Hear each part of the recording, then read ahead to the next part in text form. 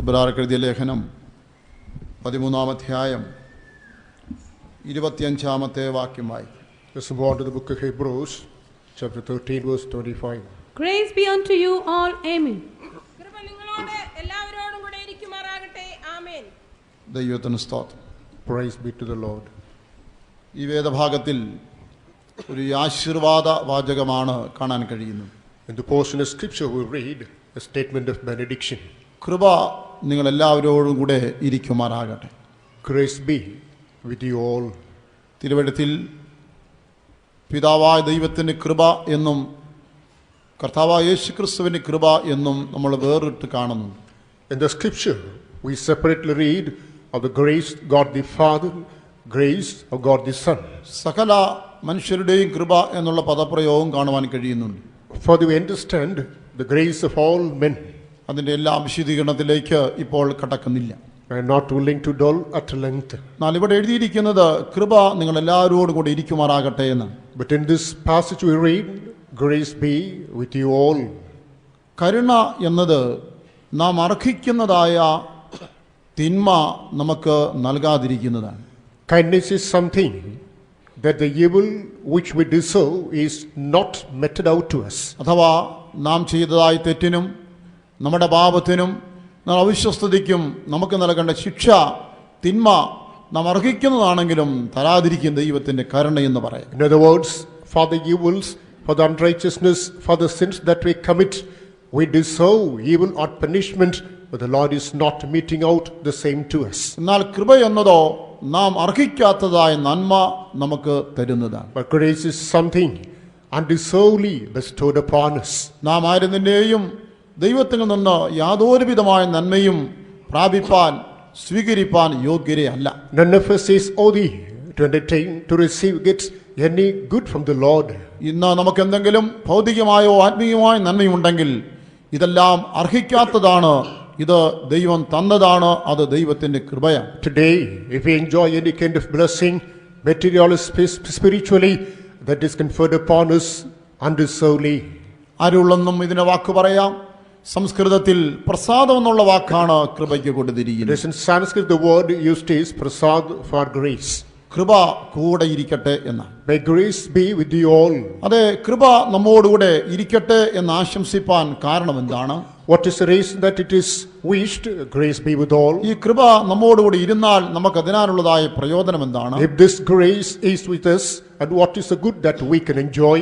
നാം ദൈവത്തോട് ചേർന്ന് ജീവിപ്പാൻ തീരുമാനിച്ച ശേഷം ഇതുവരെയും കൃപ നമുക്ക് എന്തെല്ലാം ചെയ്തിരിക്കുന്നു? After deciding to join the Lord and continue our life, what has been done in our life by the same grace? ഇത് നാം ചിന്തിക്കുകയും പഠിക്കുകയും ചെയ്താൽ വളരെ വിശാലമായ ഒരു വിഷയമാണത്. When we think and learn of the same, that is a detailed subject. എങ്കിലും ദൈവത്തിന് കൃപ ചെയ്യുന്ന ഏതാനും ചില കാര്യങ്ങൾ പറഞ്ഞു എന്റെ വാക്കുകളെ അവസാനിപ്പിക്കാം. But still, I would like to just highlight a few things which are done by the grace of God and wind up this message. എഫേസ്യർക്ക് എഴുതിയ ലേഖനം 2-ാം അധ്യായം 4-5 വാക്യങ്ങളിൽ Coming to Ephesians chapter 2 verses 4 and 5, കൃപ നമ്മളെ രക്ഷയിലേക്ക് കൊണ്ടുവരുന്നു എന്ന് രേഖപ്പെടുത്തിയിരിക്കുന്നു. we read, this grace brings us unto salvation. But God, who is rich in mercy, for his great love wherewith he loved us, even when we were dead in sins, hath quickened us together with Christ. By grace ye are saved. കരുണാസമ്പന്നനായ ദൈവമോ നമ്മെ സ്നേഹിച്ച മഹാസ്നേഹം നിമിത്തം അതിക്രമങ്ങളാൽ മരിച്ചവരായിരുന്ന നമ്മെ ക്രിസ്തുവിനോടുകൂടെ ജീവിപ്പിക്കുകയും കൃപയാലത്രേ നിങ്ങൾ രക്ഷിക്കപ്പെട്ടിരിക്കുന്നു. ഈ വേദഭാഗത്തിൽ കൃപയാൽ നാം രക്ഷിക്കപ്പെട്ടിരിക്കുന്നു എന്ന് കാണുകയും, It is in this context we read, we are saved by grace. നാം രക്ഷിക്കപ്പെടേണ്ടതിന് ദൈവത്തിന്റെ കൃപയത്തെ മുഖാന്തരമായി. Therefore it is for our salvation, the grace of God became അല്ലെങ്കിൽ instrumental. നാം ആരുന്നിന്റെയും ഈ നന്മയ്ക്ക് രക്ഷയ്ക്ക് അർഹതയുള്ളവരായിരുന്നില്ല, നാം പാപികളായിരുന്നു. In other words, none of us was worthy for this grace because we were sinners. അല്ല, ഇപ്പോഴും നാം വിശുദ്ധനെന്ന് നമ്മളെ തന്നെ അവകാശപ്പെടാൻ ഒരർത്ഥത്തിൽ കഴിയുമോ? Further, to a certain extent, can we claim even today we are holy? നാം എല്ലായ്പ്പോഴും ദൈവസന്നിധിയിൽ നമ്മളെ തന്നെ താഴ്ത്തി കർത്താവേ ഈ പാപിയാനോട് കണ്ണു തോന്നണമെന്ന് പ്രാർത്ഥിക്കുന്നതിൽ ഒരു തെറ്റുമില്ല. Always we humble ourselves in the presence of God and make the prayer unto him, O Lord, have compassion upon the sinner that is not incorrect. എന്തുകൊണ്ടെന്നാൽ ഇന്ന് സമുദായത്തിലുള്ള പ്രാർത്ഥനയുണ്ട്, പാപിയായനോട് കണ്ണു തോന്നണമേ, തുടക്കത്തിലും മരണത്തിലും അങ്ങനെ തന്നെ പ്രാർത്ഥിക്കും. Because in normal churches that is a prayer that is undertaken always, even at the beginning, at the end. O Lord, have compassion upon me, this sinner. ആ അർത്ഥത്തിലല്ല, വിശാലമായ അർത്ഥത്തിൽ ചിന്തിക്കുമ്പോൾ നാം അങ്ങനെ പ്രാർത്ഥിക്കേണ്ടതുണ്ട്. It is not in the same sense, but in the detailed context. We should also പാപമെന്നാൽ offer the same prayer. പാപമെന്നാൽ എണ്ണത്തിൽപ്പെടുന്ന ഒരു പിടി കാര്യങ്ങൾ മാത്രമല്ല, നാം ദൈവത്തോട് അടുത്ത് ചെല്ലും തോറും പാപത്തിന്റെ പട്ടിക നമുക്ക് വെളിപ്പെട്ടുകൊണ്ടേയിരിക്കും. Sin does not mean a handful of sins that we commit, which are included into the list, but as we come closer to the Lord, we will be revealed unto the greater sins within us. ഇന്ന് നമുക്ക് തെറ്റില്ലെന്ന് തോന്നുന്നതും നല്ലതെന്ന് തോന്നുന്നതുമായ കാര്യങ്ങൾ ദൈവത്തോട് അടുത്ത് ചെല്ലുമ്പോൾ നാളെ ഉപേക്ഷിപ്പാൻ നമ്മൾ നിർബന്ധിതരായി. There are certain things that is seem to our intellect we are righteous, tomorrow as we come closer to the Lord will seem to us sins. അങ്ങനെ പറഞ്ഞതിൽ, ഇങ്ങനെ ചെയ്തതിൽ എനിക്കത് തെറ്റായിട്ടും തോന്നുന്നില്ല എന്ന് നിങ്ങളോ ഞാനോ വാദിച്ചേക്കാം. നാം ദൈവത്തിന്റെ അടുത്ത് ചെല്ലുമ്പോൾ നാളെ കർത്താവേ എന്നോട് കണ്ണ കാണിക്കണം നാം നിലവിളിപ്പാനിടയാകും. Even I may argue today that in that kind of dealing, that kind of conversation, it is righteous, I did not commit any error. But tomorrow, as we come closer to the Lord, we will be convicted that it was error.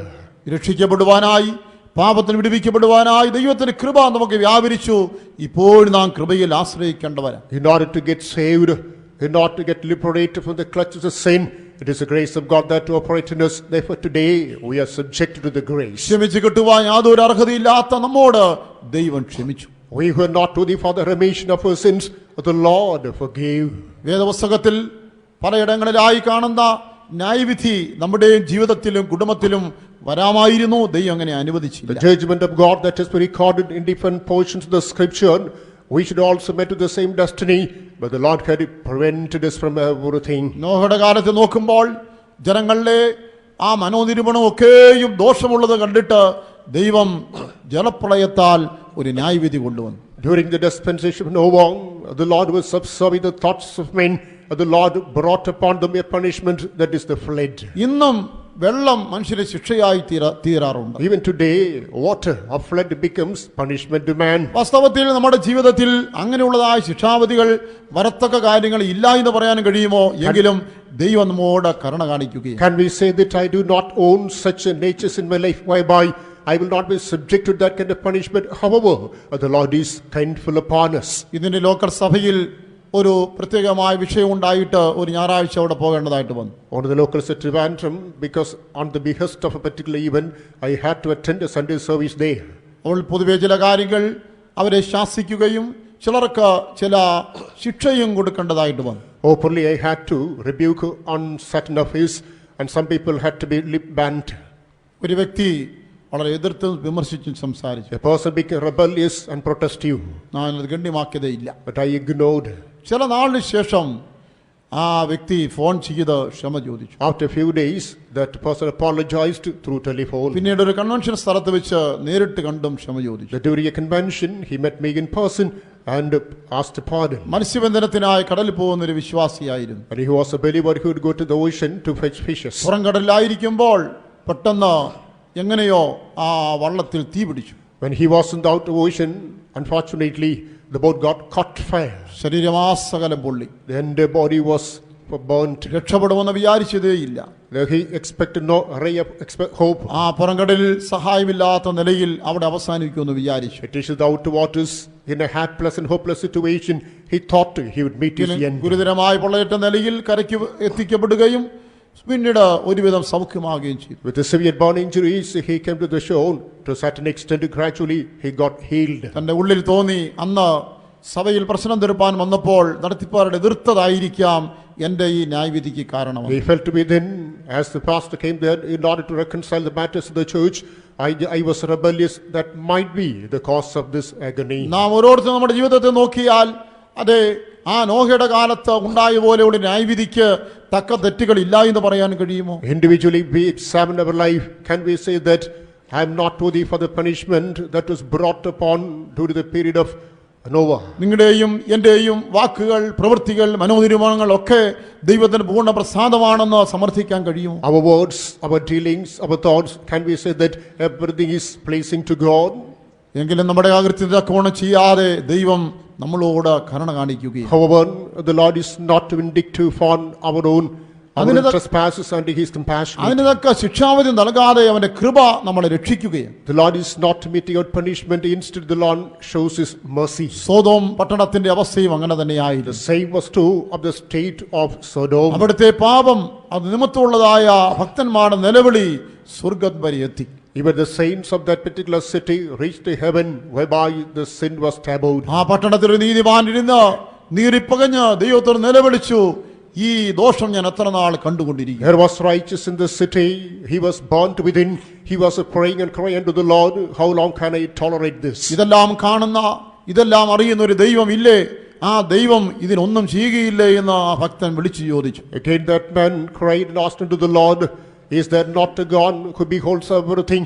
Is there not a God who sees everything? ദൈവം രണ്ട് ദൂതന്മാരെ അങ്ങോട്ട് അയച്ചു. ദൂതന്മാർ ചെന്ന് പറഞ്ഞു, അതെ, നിലവിളി സ്വർഗ്ഗത്തിലെത്തിയിരിക്കുന്നു. The Lord sent two angels. The angels came and said, your cry reached to heaven. അതിന്റെ ഫലമായി ആ സോദോമിൽ അതിന് മുൻപ് പിൻപ് ഇല്ലാത്ത വിധത്തിലുള്ള അതിക്രൂരമായ ശിക്ഷാവധി ഇറക്കുവാൻ ഇടയായി. Consequently, the most formidable punishment came upon Sodom, which was unprecedented in the history of the city. ഒരു പക്ഷേ സോദോമിലെ പാപം നമ്മുടെ ജീവിതത്തിൽ ഇല്ല എന്ന് വരികിലും നാം നിമിത്തം മറ്റാരെങ്കിലും ദൈവത്തോട് നിലവിളിക്കത്തക്ക ഏതെങ്കിലും തെറ്റുകൾ നമ്മുടെ ജീവിതത്തിലുണ്ടോ? Sometimes we may have the sin that is equal to the sin of Sodom. However, decaying within us, whereby other people may cry unto the Lord. ദൈവമേ, ഈ അമ്മായിയമ്മ ചെയ്യുന്നതൊന്നും കാണാനും കേൾക്കാനും കഴിയുന്ന ദൈവമില്ലേ? ഞാൻ എത്ര നാൾ ഇവിടെ ഇങ്ങനെ പീഡ അനുഭവിക്കും? Is there not a God who is beholding and hearing all the things done by this mother-in-law? How long have we been crying unto God? ഈ അയൽവാസിയുടെ പീഡ ഇതിനെ പരിഹരിക്കുവാൻ ചോദിക്കാൻ പറയാൻ ആരുമില്ലല്ലോ, എത്ര നാൾ ഇത് സഹിക്കും? ദൈവം സ്വർഗ്ഗത്തിൽ നിന്ന് കാണുന്നില്ലേ? There's no one to question, justify and argue for me. The persecution done against me by my neighbor.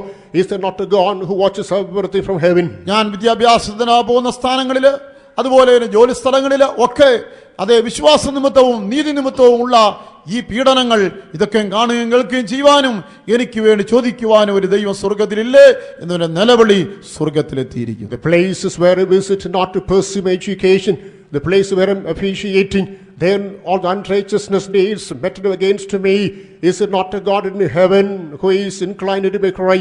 Keep in mind, your cry has reached നാം heaven. ആരെങ്കിലും നിമിത്തം നമ്മുടെ കുടുംബാംഗങ്ങളോ അയൽവാസികളോ സഭാവിശ്വാസികളോ നിലവിളിക്കേണ്ടി വന്നാൽ അത് ന്യായമാണെങ്കിൽ ദൈവം ഇറങ്ങുക തന്നെ ചെയ്യും. Because of us, if any one of the family members or the members of the church or the society may have to cry, keep in mind, because of the same, God will come down. അങ്ങനെ എത്രയോ തവണ സോദോമിൻ എന്ന പോലെ ന്യായവിധി ഇറങ്ങേണ്ടിയിരുന്നു. പക്ഷേ ദൈവത്തിന്റെ കൃപ നമ്മളെ അതിൽ നിന്ന് ഇപ്പോൾ രക്ഷിച്ചിരിക്കുന്നു. Like unto Sodom, on many occasions, the punishment of God should have been brought upon us, but the Lord has been lenient and be merciful upon us. മിസ്രയീമിലേക്ക് അർദ്ധരാത്രി ദൈവം ഒരു സംഹാരദൂതനെ അയച്ചു. The Lord sent an angel destruction in the midnight to Egypt. ദൈവം സ്വയം പറഞ്ഞു, ഇതല്ലാതെ ഇനി വേറൊരു മാർഗമില്ല. Lord himself said, there is no other alternative than this. എന്റെ ജനത്തെ ആരാധിപ്പാൻ വിട്ടയക്കണം ഞാൻ എത്ര പ്രാവശ്യം പറഞ്ഞു.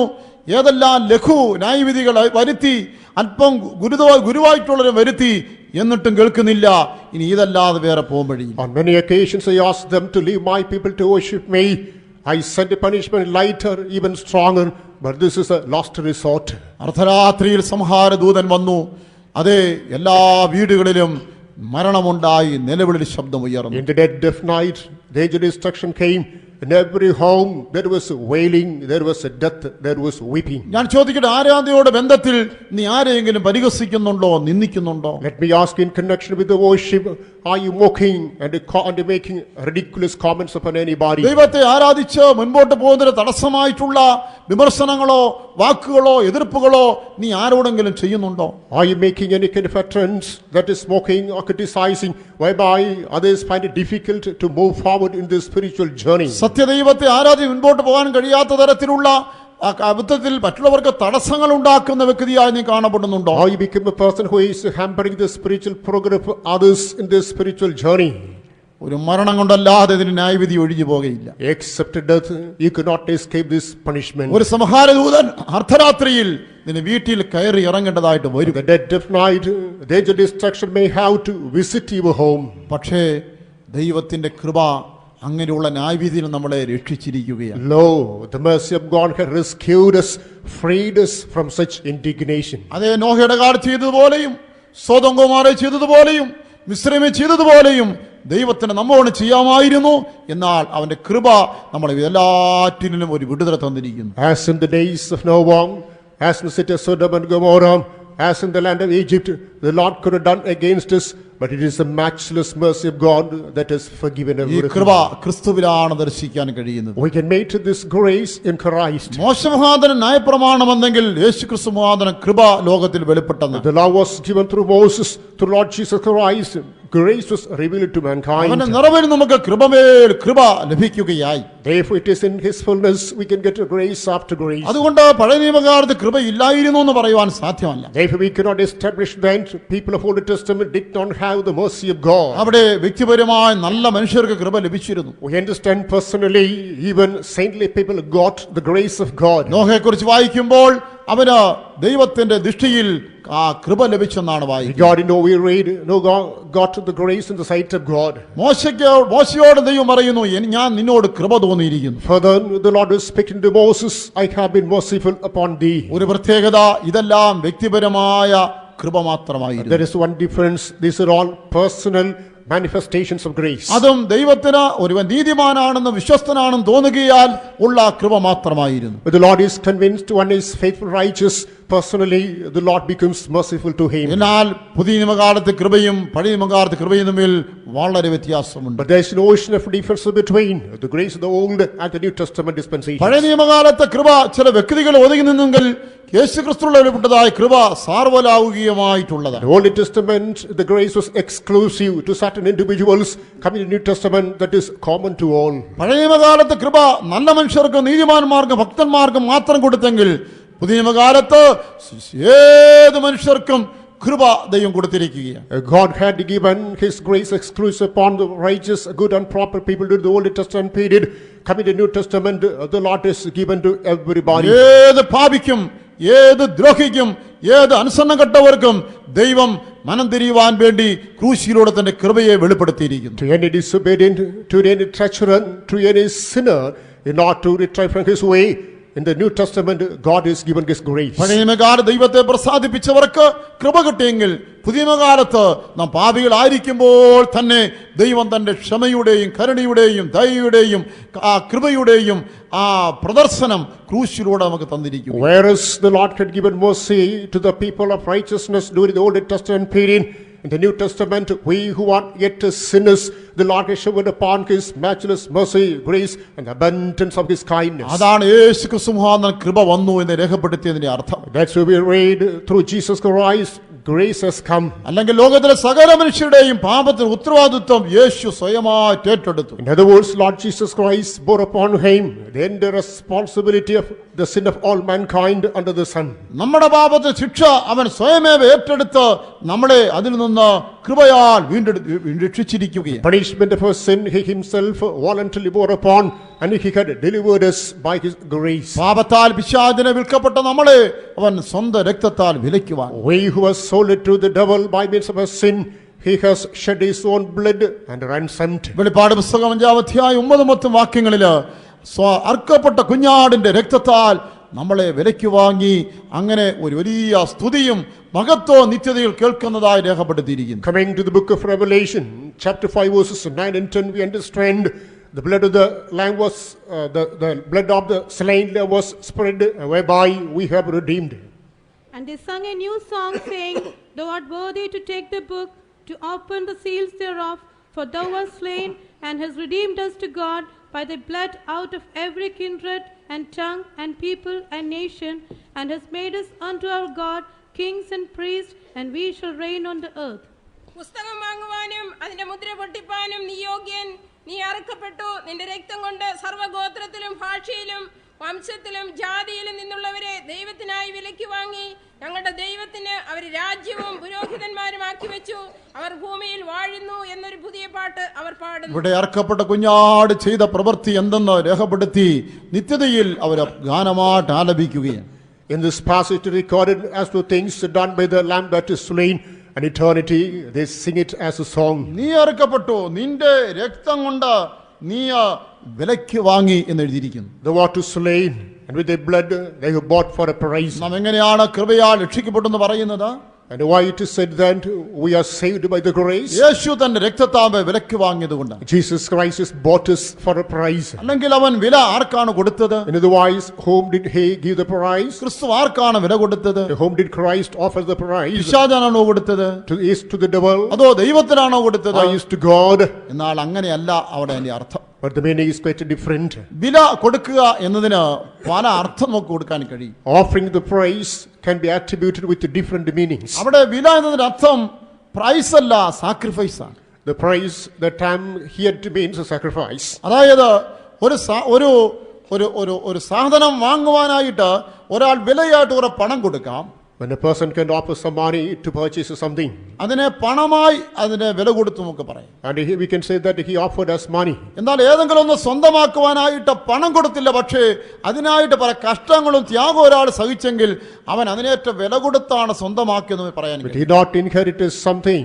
Instead of offering money, if he undergoes some sufferings, heartfelt sacrifices, that's also called offering a price. നമ്മുടെ കർത്താവ് നമ്മളെ വിലയ്ക്ക് വാങ്ങിയെന്ന് പറഞ്ഞാൽ അവൻ നമുക്ക് വിലയായി പണം ആർക്കെങ്കിലും കൊടുത്തെന്നല്ല. When our Lord bought us for a price, that doesn't mean he can offer money to purchase. പാപത്തിൽ നിന്നും ശാപത്തിൽ നമ്മളെ വീണ്ടെടുക്കുവാൻ, പിശാചിന്റെ അധികാരത്തിൽ നമ്മളെ വിടുവിക്കുവാൻ അവൻ ത്യാഗം സഹിക്കേണ്ടി വന്നു, കഷ്ടം സഹിക്കേണ്ടി വന്നു. Not to redeem us from sin, curses and the power of darkness, he had to undergo sacrifices.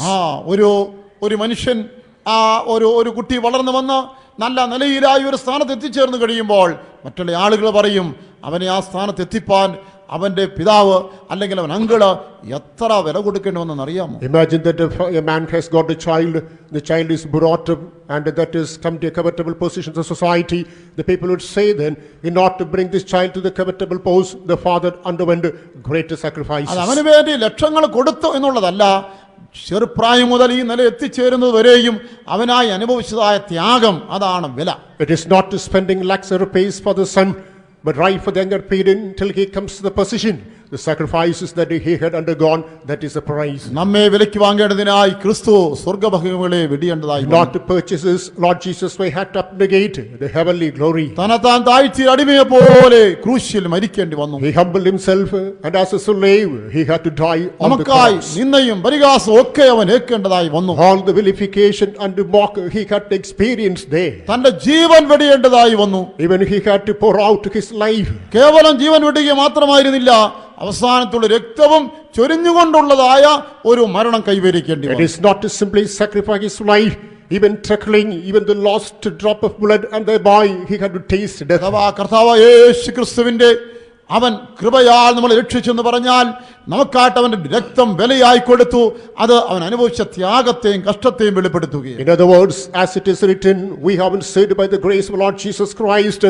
Lord Jesus Christ has sacrificed his blood as a price. That implies the sacrifices that he had undergone for us. പഴയ നിയമകാലം പോലെയല്ല, പുതിയ നിയമകാലത്ത് സകല പാപികൾക്ക് വേണ്ടിയും കേവലം അവന്റെ ശത്രുക്കൾക്ക് വേണ്ടിയും യേശു തന്റെ കൃപയാൽ ജീവനെ കൊടുത്തിരിക്കുകയാണ്. Unless like the Old Testament, coming to the New Testament, Lord Jesus Christ had given his life for the sinners, for all people, even for his enemies. ഒരുവൻ ദൈവത്തിന്റെ സ്നേഹം അറിയാതെ ഏത് പാതയിൽ അവൻ പോയിരുന്നാലും ദൈവത്തിന്റെ കൃപ അവന് വേണ്ടി ദൈവം കാൽവരിയിൽ വെളിപ്പെടുത്തിയിരിക്കുകയും. Without knowing the love of Lord Jesus Christ, a man may falter away through his own way.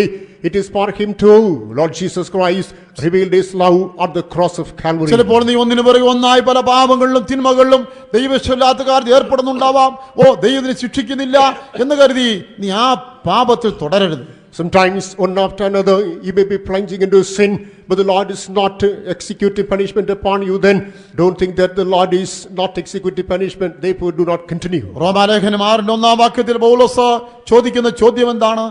Romans chapter 6, the first verse, what is the question posed കൃപ by Saint Paul? കൃപ പെരുകേണ്ടതിന് പാപം ചെയ്തുകൊണ്ടിരിക്കുക എന്നോ? Shall we continue in sin that grace may abound? നമ്മുടെ പാപം അതിന് തക്ക ശിക്ഷ തരാതെ ദൈവം കൃപയുള്ളവനായിരിക്കുന്നതിനാൽ അങ്ങനെ എനിക്ക് പാപം തുടരാമെന്നാണോ അതിന്റെ അർത്ഥം എന്ന് ചോദിക്കുകയാണ്. As the Lord is not executing punishment according to our sins, does it mean that you can continue in sin for the abundance of your grace? നിന്റെ കൃപയോടെ നീ രക്ഷിക്കപ്പെടേണ്ടതിന് വേണ്ടി അവൻ കാത്തിരിക്കുന്നത് കൊണ്ട് പാപത്തെ തുടരാമെന്ന് വിചാരിക്കരുത്. ഒരു നാളിൽ ന്യായവിധി വരുവന് മുമ്പേ നീ കൃപയാൽ രക്ഷിക്കപ്പെട്ടു കൊള്ളണം. Because of his grace, he is waiting for your salvation. Don't think that therefore you can continue in the commission of sin. Keep in mind, one day will come, he will execute punishment upon your sins. നീ ഒരു പുതിയ ആത്മാവായിരിക്കാം, ഒരു പഴയ വിശ്വാസിയായിരിക്കാം. നിന്റെ ജീവിതത്തെ നീ രക്ഷപ്പെടുത്തി എത്ര നാൾ പോകും ഒരു ശുദ്ധീകരിക്കപ്പെടാതെ? Perhaps you may be a new soul, or an old believer, and just running away from this and then. How long can you continue? നീ പലപ്പോഴും ഇടപെട്ടിട്ടും പലപ്പോഴും മുന്നറിയിപ്പ് നൽകിയിട്ടും ഈ ജീവിതത്തിൽ തുടരുന്നെങ്കിൽ നിന്റെ കൃപ വ്യർത്ഥമാക്കി കളയുകയാണ്. Time and again the Lord is dealing with you. Again and again the Lord is giving you the note of caution. However, you are ignoring and making way in the grace of ചിലരുടെ God. വിചാരം എനിക്ക് അതൊക്കെ ഒന്നും സാരമില്ല, എനിക്ക് adjust ചെയ്ത് നിൽക്കാൻ അറിയാവുന്നതാണ് പറയുന്നത്. Some people feel that it's no matter, I know how to manage it. തവളയുടെ കാര്യം പറഞ്ഞതുപോലെ, Like the story of the frog. തവളയ്ക്ക് വെള്ളത്തിലും ജീവിക്കാൻ അറിയാം, കരയിലും ജീവിക്കാൻ It അറിയാം. can live in the water, on the ground. കാലാവസ്ഥക്കനുസരിച്ച് പരിസ്ഥിതിക്കനുസരിച്ച് അങ്ങനെ നിറം മാറാനും ഒക്കെ അതിന് നല്ല കഴിവാണ്. According to ecological conditions and environmental climate, it can change it. It is set up. വെള്ളത്തിൽ കിടക്കുമ്പോൾ നല്ല തണുപ്പാണല്ലോ, അതനുസരിച്ചും ജീവിക്കും. കരയിൽ കയറുമ്പോൾ നല്ല ചൂടാണ്, അതനുസരിച്ചും ജീവിക്കും. As it is in the water, according to the coldness, it can sustain. Then coming to the ground, because of the warmth, it can adjust. ശരീരത്തിലെ ടെമ്പറേച്ചർ അഡ്ജസ്റ്റ് ചെയ്യാനൊരു വിശേഷ കഴിവാണ്. So it has got a special capacity to adjust with the climate. ഒരിക്കൽ കുറെ ശാസ്ത്രജ്ഞന്മാരെ തവളയെ നിരീക്ഷിച്ചതായിട്ട് വായിച്ചിട്ടുണ്ട്. I read that once a scientist observed a frog. ഒരു തവളയെ ഒരു പാത്രത്തിലെ വെള്ളത്തിൽ ഇട്ടിട്ട് അവർ പയ്യെ ചൂടാക്കി പോയി. A frog was kept in water in a vessel, and gradually they started boiling the water. ആദ്യം വെള്ളം ചൂട് പിടിച്ചപ്പോൾ ചെറിയ അസ്വസ്ഥതയൊക്കെ തോന്നി. Gradually it started boiling, and it felt some restlessness. ഉടനെ ആ ചൂടിനെ അതിജീവിക്കാൻ വേണ്ടി ശരീരത്തെ അത് ക്രമീകരിച്ച് അഡ്ജസ്റ്റ് ചെയ്തു. And again it has restructured its own body in order to adjust the warmth. അതിന് വേണമെങ്കിൽ രക്ഷപ്പെട്ടു പോകാം, പക്ഷേ കുഴപ്പമില്ല, ഈ ചൂടൊക്കെ നമുക്ക് പിടിച്ചു നിൽക്കാവുന്നേ ഉള്ളൂ, പാത്രത്തിൽ കിടക്കുക. It could have escaped, but it says that I can survive this one. Therefore that was still in the vessel. ശാസ്ത്രജ്ഞന്മാർ വിട്ടില്ല, അല്പം കൂടെ ചൂടാക്കി. Again the scientists added up the fire. തവള ചാടി പോകുന്നില്ല. It is not running out. ഈ ചൂടോ അത് നമുക്ക് അഡ്ജസ്റ്റ് ചെയ്യാം, പിന്നെയും ശരീരത്തെ അത് ക്രമീകരിച്ച് വെള്ളത്തിൽ കിടക്കുക. This heat I can adjust. Again that is positioning its own body. ഇങ്ങനെ ചൂടാക്കിക്കൊണ്ട് ചൂട് വർദ്ധിച്ചു വന്നു. And that was boiled, heat got mounted up. തവള തന്റെ ശരീരത്തെ അഡ്ജസ്റ്റ് ചെയ്തുകൊണ്ടിരുന്നു. And this frog was adjusting to the ഒടുവിൽ atmosphere. വെള്ളം തിളച്ചു, തവള ചത്തുപോയി. Finally the water boiled and the frog died. തവളയ്ക്ക് എന്താ സംഭവിച്ചത്? You know what happened to the frog? ആ ചെറിയ പാത്രത്തിൽ നിന്ന് ഒന്ന് ചാടിയാ കുതിച്ച രക്ഷപ്പെട്ടു പോകാനുള്ളതേ The ഉള്ളൂ. small vessel that jumped out and rescued itself. പക്ഷെ തവളയ്ക്ക് ഒരു മിഥ്യാബോധം, ഈ വെള്ളം എത്ര ചൂടായാലും അതനുസരിച്ച് നിൽക്കാൻ കഴിവുണ്ടെന്ന്, പക്ഷേ ഒരു പരിധി കൂടുതൽ സാധിക്കത്തില്ലെന്ന് അത് അറിഞ്ഞില്ല. But he had a foolish thought that even though the water is boiled to any level, it could sustain, overcome. But after a certain limit, there's no question of survival. നമ്മുടെ തിന്മയ്ക്കും നമ്മുടെ അതിക്രമങ്ങൾക്കും നമ്മുടെ ദുസ്വഭാവങ്ങൾക്കും പിന്മാറ്റത്തിനുമെതിരെ ദൈവം പലപ്പോഴും ചൂടാക്കും, പക്ഷേ അഡ്ജസ്റ്റ് ചെയ്ത് നിൽക്കുന്നുണ്ടിരിക്കുകയാണ് പലരും. Against our evil natures, against our unrighteous acts, against our backslid natures, time and again the Lord may boil and hate us, but that is a note of caution. നമുക്ക് പിടിച്ചു നിൽക്കാൻ കഴിയാത്തവരെയും കാര്യങ്ങൾ ചെല്ലും മുമ്പേ, അഥവാ സ്ഥിതി വഷളാകും മുമ്പേ നാം രക്ഷപ്പെടണം. Before things too late and too late, or before uncontrollable, we have to get rescued therefrom. ആ രക്ഷ നമ്മുടെ സ്വന്തം പരിശ്രമം കൊണ്ടല്ല, നീതിപ്രവൃത്തി കൊണ്ടല്ല, കൃപയാലത്രേ നാം രക്ഷിക്കപ്പെട്ടിരിക്കുന്നത്. That process of righteous salvation not by means of orderers, also of righteousness, it is by means of the grace of God. ഈ കൃപ നമ്മളെ രക്ഷയിലേക്ക് നയിക്കുകയാണ്. This great grace is leading us unto salvation. നമ്മുടെ പാപമോചനത്തിലേക്ക് നയിക്കുകയാണ്. That's leading us unto the remission of sins. റോമാലേഖനം 3:24 വായിക്കുമ്പോൾ, Coming to Romans chapter 3 verse 24. ഈ കൃപ നമ്മുടെ രക്ഷയിലേക്ക് മാത്രമല്ല നീതിഗണത്തിലേക്ക് നയിക്കുന്നു എന്ന് കാണാൻ കഴിയും. Not only does it lead us unto salvation, further that leads us unto justification. Being justified freely by his grace to the redemption that is in Christ Jesus. അവന്റെ കൃപയാൽ ക്രിസ്തുയേശുവിങ്കലെ വീണ്ടെടുപ്പ് മൂലം സൗജന്യമായി അത്രേ നീതീകരിക്കപ്പെടുന്നത്. ഇവിടെ നാം നീതീകരിക്കപ്പെടുന്നു. എങ്ങനെ? സൗജന്യമായി. എങ്ങനെ? കൃപയാൽ. By the grace of God, freely we are justified. ദൈവത്തിന്റെ കൃപയാൽ നാം സൗജന്യമായി നീതീകരിക്കപ്പെടും. Freely we are justified by the grace of God. രക്ഷിക്കപ്പെടുക, നീതീകരിക്കപ്പെടുക എന്നുള്ള വാക്കുകളിലെ വ്യത്യാസം എന്താണെന്ന് ചിലർക്ക് അറിഞ്ഞുകൂടാ. Some people fail to understand what is the difference between the terms justified and saved. പ്രിയമുള്ളവരെ, അർത്ഥം മനസ്സിലാക്കിയാൽ രക്ഷിക്കപ്പെട്ടതിനായി പറയുന്നതിനേക്കാൾ 1000 സ്തോത്രം നാം കൂടുതൽ നീതിരിക്കപ്പെട്ടതിനായി പറയും. Beloved ones, if you really understand the meanings of these two terms, we can understand by means of the term justification, we are to offer 1000 praises more. നാം രക്ഷിക്കപ്പെടുക എന്ന് പറഞ്ഞതിന്റെ അർത്ഥം The meaning of getting saved. നാം ചെയ്ത പാപത്തിന് ശിക്ഷ നമുക്ക് തരാതെ അതിന് നമ്മളെ രക്ഷപ്പെടുത്തിയിരിക്കുന്നു. The punishment for the sins that we committed is not executed upon us. Instead, the Lord had become lenient upon നമ്മുടെ us. കുറ്റത്തിന് തക്ക ശിക്ഷ അവൻ തന്നില്ല, അതാണ് നാം രക്ഷപ്പെട്ടിരിക്കുന്നത്. The right retribution for the punishment is not given to us. എന്നാൽ That is salvation. എന്നാൽ നീതീകരണം എന്താണ്? What is meant by justification? ഓ, നാം ചെയ്ത തെറ്റ് ചെയ്തില്ല എന്നതുപോലെ നമ്മളെ സമൂഹത്തിൽ അംഗീകരിക്കുമാറാക്കുന്നതാണ് നീതീകരണം. The sins that we had committed, it becomes a situation whereas as if it had not been committed in the midst of society. ഈ സഹോദരൻ ഒരു മോഷണം നടത്തിയെന്ന് വരികിൽ ശിക്ഷ കൊടുക്കേണ്ടതാണ്, ശിക്ഷിക്കാതെ വിട്ടു, അത് രക്ഷയായി. Imagine that the brother has committed a theft. He should have been punished, but that is lenient. പക്ഷേ പിന്നീട് ഇദ്ദേഹത്തെ കണ്ടാൽ ഞാൻ അങ്ങനെ പരസ്യമായി മിണ്ടാൻ ശ്രമിക്കത്തില്ല. But after, on another occasion when I see him openly, I will not be prepared to talk to him. മറ്റുള്ളവർ എന്തോ വിചാരിക്കും, ഒരു കള്ളനോടാണല്ലോ പാസ്റ്റർ സംസാരിക്കുന്നത്. Others will think that the pastor is having dealings with a thief. താൻ ഒരു ക്ഷയിക്കാൻ നിന്നാലും ഞാൻ ഒഴിഞ്ഞു മാറി. Even if he shakes a hand with me, I will avoid ഇവിടെ him. ഒരു ശുശ്രൂഷയ്ക്ക് ആവശ്യം വന്നാൽ ഞാൻ നിന്നെ വിളിക്കത്തില്ല. Even though he is in the service, I will just avoid him. തന്റെ തെറ്റുകൾ ക്ഷമിക്കപ്പെട്ടിരിക്കുന്നു, ശിക്ഷ കൊടുത്തിട്ടില്ല എങ്കിലും അദ്ദേഹത്തെ സ്വീകരിപ്പാൻ എനിക്കൊരു മനസ്സില്ലായ്മ. It is true that he said- പണ്ടൊരു കുറ്റം ചെയ്ത വ്യക്തിയാണല്ലോ എന്നുള്ള ഒരു വിധി. It is true that he has committed the mistake. The mistakes are also forgiven unto him, exonerated himself.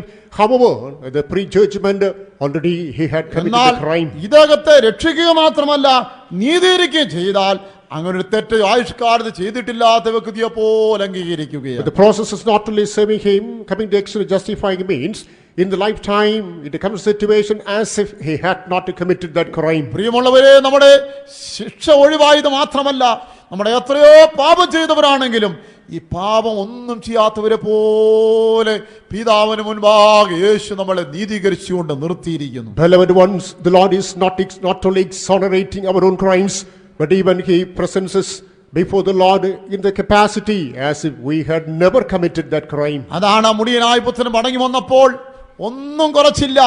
അവന്റെ ജ്യേഷ്ഠനുള്ളതുപോലെ ചെരുപ്പ്, മോതിരം, വസ്ത്രം എല്ലാം കൊടുത്തു. That's what is taking place in the case of the prodigal son. As he made a comeback, that he was wanting to him. As his brother had, even the shoes, rings, everything was given to him. അവന് വേണ്ടി നല്ലൊരു സദ്യയും നടത്തി. He made a good feast for him. ഇതാണ് ചേട്ടനെ പിടിക്കാതെ വന്നത്. This was the brother got displeased with. ഇവൻ നശിപ്പിച്ചിട്ട് വന്നു, അവനെ വീട്ടിൽ കയറ്റിയെങ്കിൽ കുഴപ്പമില്ല, എവിടെങ്കിലും ഒരു മുറി കൊടുത്തോ, ഞാൻ സമ്മതിച്ചിരിക്കുന്നു. പക്ഷേ അവനെ എനിക്ക് തുല്യം ഇവിടെ അംഗീകരിച്ചത് ഞാൻ എങ്ങനെ പൊറുക്കും? If he had squandered everything and coming back, it's all right, accept him and give some corner in our house, it's all right, but even he is given equal status as I am. ഇതെല്ലാം പോയി നശിപ്പിച്ച് വീട് വിട്ടും പോയി മോശമായി ജീവിച്ച് മടങ്ങി വന്ന ഇവനെ നിന്റെ അപ്പനെ അനുസരിച്ച് വിട്ടു വിശ്വസ്തയോടെ ജീവിക്കുന്ന എനിക്കു തുല്യം അതെനിക്ക് പൊറുക്കാൻ പറ്റത്തില്ല. He quit the house, wasted everything, led an abominable life, and after that he made a comeback and he has been accepted. Not only that, my father has considered him equal to me. ഇതാണ് യേശു നമ്മോട് ചെയ്തിരിക്കുന്നത്. This is what Jesus has accomplished. നമ്മുടെ പാപശിക്ഷ ഏറ്റെടുത്ത് നമ്മുടെ പാപശിക്ഷയിൽ നിന്ന് ഒഴിവായത് മാത്രമല്ല, നമ്മളെ കൂട്ടിക്കൊണ്ട് പിതാവിന്റെ സന്നിധിയിൽ പോയിട്ട് പറയുകയാണ്, ഇവൾ ഒരു തെറ്റും ചെയ്യാതെ ഒരു വ്യക്തിയെ പോലെ ഇവനെ എന്നെ പോലെ അംഗീകരിക്കണമേ.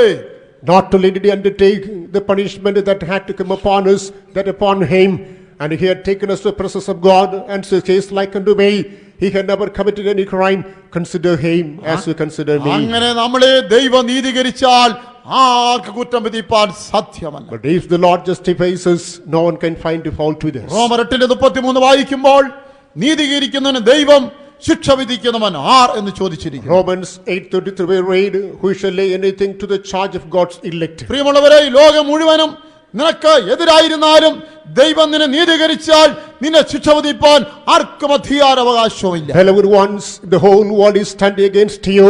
and the Lord justifies you, there's no one who can charge with thee. അവൻ നമ്മുടെ ശിക്ഷ ഒഴിവാക്കുക മാത്രമല്ല, ഒരു തെറ്റും ചെയ്യാത്തവരെ പോലെ നമ്മൾ അംഗീകരിച്ചിരിക്കുകയാണ്. Not only did he exonerate our own punishment, but he brought us a situation as if we did not commit sin. എങ്ങനെയാണ് ഇത് നടപ്പാക്കിയിരിക്കുന്നത്? How has this been materialized? യേശു രക്തത്താൽ നമ്മളെ പൊതിഞ്ഞതുകൊണ്ട്, As the Lord Jesus Christ covered us with his blood. അവന്റെ രക്തം മൂലം വിശ്വാസത്താൽ കൃപയാൽ അവൻ നമ്മളെ നീതീകരിച്ചിരിക്കുകയാണ്. By faith, by grace, by his blood, he has justified. യേശുവിന്റെ രക്തത്താൽ ശുദ്ധീകരിക്കപ്പെട്ടതിനാൽ, കഴുകപ്പെട്ടതിനാൽ പാപം ചെയ്യാത്തതിനെ പോലെ നമ്മൾ മാറ്റപ്പെട്ടിരിക്കുന്നു. As we are cleansed and sanctified by the blood of Lord Jesus Christ, we are brought to a status whereby we come as if we did not commit sin. ഈ രക്തത്തിനുള്ളിൽ നാം മഹാപാപികളെന്ന് വരികിലും ഈ രക്തത്തെ നോക്കിയിട്ട് പിതാവായ ദൈവത്തിന് നമ്മളെ ശിക്ഷ വിധിക്കുവാൻ കഴിയുന്നില്ല. Even though we are the most heinous sinners, as we are covered in the blood of Lord Jesus Christ, the Heavenly Father is observing. To his surprise, we are the blood of Jesus Christ. Therefore, he is not able to execute punishment upon us. സ്കോട്ട്ലൻഡിലോ മറ്റുമാണെന്ന് തോന്നുന്നു, ഒരിക്കൽ ഒരു പടയാളിയെ, ഒരു American പടയാളിയെ പട്ടാള കോടതി കുറ്റത്തിൽ പിടിച്ചു. I suppose in Scotland once an American soldier was charged by the court. പക്ഷെ അവൻ ആ തെറ്റ് ചെയ്തിരുന്നില്ല. But he didn't commit that crime. ആരെല്ലാം പറഞ്ഞിട്ടും കേൾക്കുന്നില്ല. And whomsoever advocated, it was not അവൻ heeded. നിരപരാധിയാണെന്ന് അവന്റെ കൂട്ടുകാർക്കും മറ്റെല്ലാവർക്കും അറിയാം. His friends, the fellow workers knew that he was innocent. പക്ഷെ കോടതി അവനെ ശിക്ഷ വിധിച്ചു. But the court convicted him. വെടിവെച്ചു കൊല്ലാൻ ശിക്ഷ വിധിച്ചു. He must be shot to death. അവനെ വെടിവെക്കാനായി വധസ്ഥലത്തേക്ക് So കൊണ്ടുപോയി. he was brought to the place of execution. അങ്ങനെ വെടിവെക്കാൻ ഒരുങ്ങുന്നതായി വേളയിൽ When it was attempted to kill, അവന്റെ സ്നേഹിതരെ ചാടി വീണിട്ട് അമേരിക്കൻ പതാക കൊണ്ട് അവനെ അങ്ങ് പുതപ്പിച്ചു. his friends jumped through and covered with the American flag. എന്നിട്ട് പറഞ്ഞു, വെടിവെക്കാവങ്ങ് വെടിവെച്ചു എന്ന് പറഞ്ഞു. Then said, if you can shoot him. കാഞ്ചി വലിക്കാൻ അവർക്ക് തോന്നിയില്ല. They couldn't do. കാരണം കാഞ്ചി വലിക്കുവാൻ, വെടിവെക്കാൻ അവർക്ക് തോന്നിയില്ല. They didn't pull the trigger. കാരണം എന്താണ്? What is the reason? ഇവിടെ വെടിവെച്ചാൽ ആ രാജ്യത്തെ പോലും തകർക്കുവാൻ ശേഷിയുള്ള ഒരു വൻകിട രാഷ്ട്രത്തിന്റെ പതാകയാണ് വെടിവെച്ച് തുളയ്ക്കുന്നത്. അതിനൊരു തന്റെയുടെ കുറവ്. If they shoot and everything can be brought to crumbling because the flag that is most glorious in that country is covered there. ക്രിസ്തു നമ്മളെ സ്വർഗീയ പൗരനായിട്ട് അംഗീകരിച്ചിരിക്കുന്നു. Christ accepted us as the heavenly subject. അവന്റെ രക്ത പതാക നമ്മളെ പുതപ്പിച്ചിരിക്കുന്നു. His banner mingled with his blood has been covered upon us. നമ്മളെ മേൽ ഒരു ശിക്ഷ വിധിപ്പാൻ ആരുമില്ല. Therefore, there's no one who can execute punishment upon us. കൃപയാൽ നമ്മളെ നീതീകരിച്ചിരിക്കുകയാണ്. By his grace we have been justified. ഇതിൽ നന്ദിയുള്ളവരും സന്തോഷമുള്ളവരും ഹല്ലേലൂയ പറഞ്ഞാട്ടെ. Hallelujah. ഈ കൃപ നമ്മളെ സൂക്ഷിക്കുന്ന ഒരു കൃപയാണ്. It is this grace that is preserving us. അപ്പോസ്തലപ്രവൃത്തികൾ 20:32 വായിക്കുമ്പോൾ, Acts the chapter 20 verse number 32. ആസയിൽ 3 വർഷക്കാലത്തെ ശുശ്രൂഷയ്ക്ക് ശേഷമായിട്ട് പൗലോസ് അവിടുന്ന് യാത്രയാവുകയാണ്. Saint Paul after the ministry at Assam, after 3.5 years he started off. ഇത്രയും കാലഘട്ടങ്ങൾ അധ്വാനിച്ചും കഷ്ടപ്പെട്ട് ഉണ്ടാക്കിയെടുത്ത സഭയെയും ആത്മാക്കളെയും ഇനി ആര് സൂക്ഷിക്കും? So the church that he had gained by means of hard labor, hereafter who will look after? ഇവരെ ഞാൻ ആളുകയിൽ ഏൽപ്പിക്കും. And to whom I shall confide? മാത്രമല്ല, താൻ പോയ ശേഷം പല ചെന്നായ്ക്കൾ അതിനകത്ത് കടക്കമെന്നും വെളിപ്പെട്ട് കിട്ടിയിരിക്കുന്നു. ഇവരെ ആര് സൂക്ഷിക്കും? Again it was revealed in advance that after his departure, wolves may creep in, who will safeguard them? പൗലോസ് നോക്കിയപ്പോൾ അവരെ സൂക്ഷിക്കുവാൻ കഴിയുന്ന ഒരു മാർഗം കണ്ടെത്തി. And he, to his surprise, he found a way that whereby they will be protected. ഇവരെ ദൈവത്തിന്റെ കൃപയിൽ പരമേൽപ്പിക്കാം. കൃപ ഇവരെ സൂക്ഷിച്ചുകൊള്ളും. If they are committed to the grace of God, the same grace shall safeguard them. വായിക്കണം. And now, brethren, I commend you to God and to the word of his grace, which is able to build you up and to give you an inheritance among all them which are sanctified. നിങ്ങൾക്ക് ആത്മീയ വർധന വരുത്തുവാനും സകല വിശുദ്ധന്മാരോടും കൂടെ അവകാശം തരുവാനും കഴിയുന്ന ദൈവത്തിലും അവന്റെ കൃപയുടെ വചനത്തിലും ഞാൻ ഇപ്പോൾ നിങ്ങളെ പരമേൽപ്പിക്കുന്നു. നിങ്ങളെ സൂക്ഷിക്കുവാൻ ഞാൻ കണ്ടെത്തിയിരിക്കുന്നത് ഒന്ന് ദൈവത്തിന്റെ കൃപയാണ്. I found out a way to preserve you. That is the grace of God. പ്രിയമുള്ളവരെ, നമുക്ക് ആരെക്കുറിച്ചെങ്കിലും ആപൽശങ്കയുണ്ടോ? Beloved ones, are we anguishing against everybody? എന്റെ മക്കൾ പഠനത്തിനായി ദൂരത്തേക്ക് പോകുന്നു, അവരെ ആര് സൂക്ഷിക്കും? My children go far away in connection with their education. Who shall preserve them? എന്റെ മകളെ രക്ഷിക്കപ്പെടാത്ത ഒരു കുടുംബത്തിൽ അതെ ഒറ്റയായിട്ട് ഞാൻ വിവാഹം കഴിപ്പിച്ച് അയക്കുന്നു, അവനെ ആര് സൂക്ഷിക്കും? My daughter is given to a family as part of the marriage, an unsaved one, who shall safeguard her? എന്റെ മകൾ കർത്തൃ ശുശ്രൂഷയ്ക്കായി പോയിരിക്കുന്നു, അവരെ ആര് സൂക്ഷിക്കും? My son, my daughter has gone to do the ministry of God, who shall protect them? ആധുനിക തലമുറയുടെ എല്ലാ തിന്മയും ദോഷവും നിറഞ്ഞതായ കലാലയങ്ങളിൽ എന്റെ മക്കൾ പഠിക്കുന്നവർ ആര് സൂക്ഷിക്കും? My children pursue the education, the colleges, corrupted the modern abominations and obscenities, അവരെ who shall preserve my children there? സൂക്ഷിപ്പാൻ ഞാൻ ആരെ ഏൽപ്പിക്കേണ്ടു എന്ന് നിങ്ങൾ ചിന്തിക്കുമ്പോൾ നിങ്ങളുടെ മുൻപിൽ രണ്ടക്ഷരം കൃപ. To whom shall I confide my children? You can find the word grace. അതെ, കൃപ സൂക്ഷിപ്പാൻ It ശക്തിയുള്ള, is a grace that is able to preserve. നഷ്ടപ്പെടാനുള്ള സാധ്യത ഓരോ വിശ്വാസിക്കും ഏറെയാണെന്ന് വരികിലും അവരെ സൂക്ഷിപ്പാൻ സാധ്യത ഏറെയാണ്. അത് കൃപ കൊണ്ടാണ് Even സൂക്ഷിക്കപ്പെടുന്നത്. though the likelihood of getting lost is great with regard to every believer, greater is the grace of God for their preservation. ഒരു വിശ്വാസിക്ക് വളരെ പരീക്ഷകളും പോരാട്ടങ്ങളും വരാവുന്ന വരികിലും കൃപ അവരെ അന്ത്യം വരെയും സൂക്ഷിക്കും. A believer may come across different kinds of trials and temptations in his life. However, it is the grace of God that shall safeguard him. യൂദായുടെ ലേഖനം 24-ാം വാക്യത്തിൽ അപ്പോസ്തലൻ പറയുന്നത് എന്താണ്? Coming to the epistle of Jude, verse number 24, what does the apostle subscribe? വീഴാതെ നിങ്ങളെ സൂക്ഷിച്ച് തന്റെ മഹിമാസന കളങ്കമില്ലാത്തവരായി നിർത്തുവാൻ ശക്തിയുള്ളവന് മഹത്വം. ആമേൻ. Glory unto the Lord, who is able to preserve us from falling and able to present us in his glory. നിന്റെ തുടക്കം മുതൽ ഒടുക്കം വരെയും നീ കൃപയിലായിരുന്നാൽ കൃപ നിന്നെയും എന്റെയും സൂക്ഷിച്ചുകൊള്ളും. Right from the dawn to the dusk of your life, if you stand in the grace of God, it is the same grace that shall uphold you and me. ആരെങ്കിലും വീണുപോയ ശേഷം അയ്യോ കൃപ എന്നെ സൂക്ഷിച്ചില്ല എന്ന് പറയുവാൻ ഇടവരികയില്ല. After falling, don't say that, alas, the grace had not preserved me here. ദൈവ കൃപയെ നീയും ഞാനും നഷ്ടപ്പെടുത്താത്ത കാലത്തോളം ഈ കൃപ നമ്മളെ വീഴാതെ അന്ത്യം വരെയും സൂക്ഷിച്ചുകൊള്ളും. As long as we do not dissipate the grace of God till the last moment, this grace is able to safeguard us. അനേകർ വീഴുന്നതിന് കാരണം എന്താണ്? What is the reason we slip and fall? അവർ കൃപ നഷ്ടപ്പെടുത്തി കളയുന്നു. Because they lose their grace. Bernardo എന്ന പേരുള്ള doctor Bernardo എന്ന പേരുള്ള ഒരു മിഷണറി ഉണ്ടായിരുന്നു. There's a missionary named Dr. Bernardo. താന് ഒരിക്കൽ വേദപുസ്തകം വിതരണം ചെയ്തുകൊണ്ടിരിക്കുമ്പോൾ ശത്രുക്കൾ തന്നെ ആക്രമിച്ചു. Once when he was distributing the copies of the Bible, the enemies attacked him. തന്റെ കയ്യിലുണ്ടായിരുന്ന എല്ലാവരും പിടിച്ചു പറിച്ചു, ബൈബിളുകളെല്ലാം നശിപ്പിച്ചു, തന്നെ അടിച്ചു മുറിവേൽപ്പിച്ചു. All the possession was disowned. The copies of the Bible had been taken by them. He was wounded. അപ്പോൾ പല ആളുകൾ കടന്നു വന്ന് തനിക്ക് പല ഉപദേശങ്ങൾ കൊടുത്തു. Many people came forward and exhorted him. നിങ്ങൾ ഈ വിഷയം ഇങ്ങനെ വിടരുത്, ഇവിടെ ഒരു നിയമവാഴ്ചയുണ്ട്, ഒരു കോടതിയുണ്ട്, നിങ്ങൾ ഒരു കേസ് ഫയൽ ചെയ്യണം, ഈ കുറ്റക്കാരെ അത് മാതൃകാപരമായി ശിക്ഷിക്കണമെന്ന്. Do not leave this matter here. There's a rule of law. There's a court here. File a complaint, then these people must be punished exemplarily. എന്നാൽ താൻ പറഞ്ഞതായ മറുപടി ശ്രദ്ധേയമായൊരു മറുപടിയാണ്. Noteworthy is his response.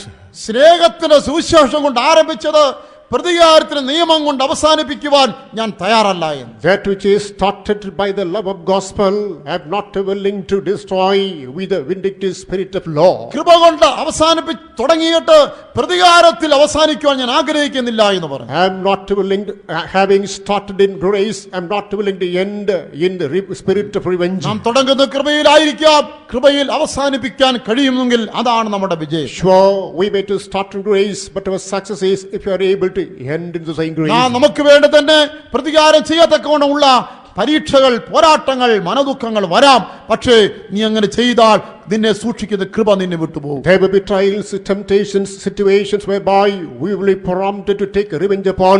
But if you do so, the grace that is about to preserve you may slip out of you. ആകയാൽ ഈ ക്രിസ്തു ജീവിതം ഈ പ്രവർത്തനം നീ കൃപയിൽ ആരംഭിച്ചെങ്കിൽ കൃപയിൽ അവസാനിപ്പിക്കുവാനായി കൃപയിൽ മറഞ്ഞിരിക്കും. Therefore, this Christian life, if you have marked the beginning by your grace, hide yourself in the same grace. എബ്രായലേഖനം 4-ാം 16 വാക്യത്തിൽ വായിക്കുമ്പോൾ, Coming to Hebrews chapter 4 verse number 16, അവിടെ നാം വായിക്കുന്നത് കൃപാസനത്തോട് അടുത്ത് ചെല്ലുക the എന്ന്. very come closer to the throne above mercy seat. എന്തിനു വേണ്ടിയാണ്? What for? Let us therefore come boldly unto the throne of grace, that we may obtain mercy and find grace to help in time of need. അതുകൊണ്ട് കരുണ ലഭിപ്പാനും തത്സമയത്ത് സഹായത്തിനുള്ള കൃപ പ്രാപിപ്പാനുമായി നാം ധൈര്യത്തോടെ കൃപാസനത്തിന് അടുത്ത് ചെല്ലുക. കൃപാസനത്തോട് അടുത്ത് ചെല്ലുക. അവിടെ തത്സമയത്തെ സഹായത്തുള്ള കൃപ കിട്ടുമെന്ന്. Come closer to the throne of grace when you'll find the mercy in need of time. എപ്പോഴാണ് നമുക്ക് സഹായം വേണ്ടത് അതേ സമയത്ത് ഒട്ടും താമസിക്കാതെ സഹായം തരുവാൻ ദൈവത്തിന് കഴിയും.